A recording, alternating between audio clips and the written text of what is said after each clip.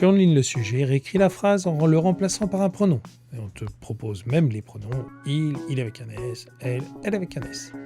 Petit poisson deviendra grand. Ici, le sujet c'est petit poisson. Sujet du verbe deviendra. Et petit poisson, on va le remplacer par il. Il deviendra grand. Allez, on se retrouve juste après la pause.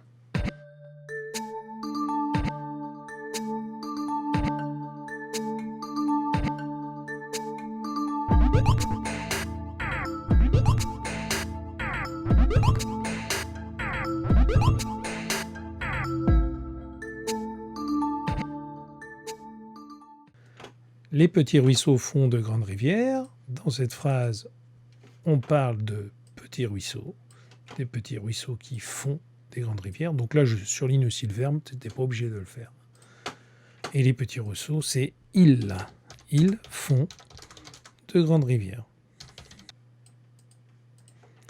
La raison du plus fort est toujours la meilleure. On parle, le sujet de la phrase, on parle de la raison du plus fort, qui est toujours la meilleure. La raison du plus fort, c'est elle. Elle est toujours la meilleure. Tu as reconnu la morale de la fable de La Fontaine, le loup et l'agneau. Encore un proverbe. Tous les chemins mènent à Rome. Le sujet, c'est tous les chemins.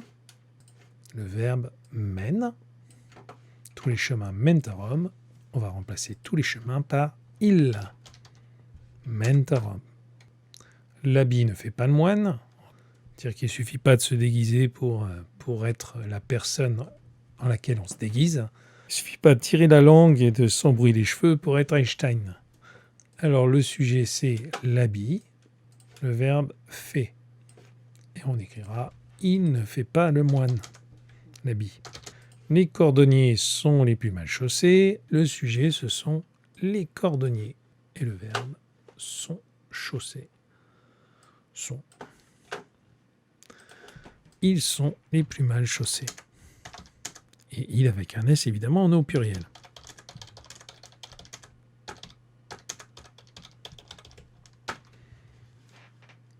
Voilà, donc on a remplacé petit poisson par il, les petits ruisseaux par il avec un S, la raison du plus fort par elle, tous les chemins par il avec un S, l'habit il, et les cordonniers il.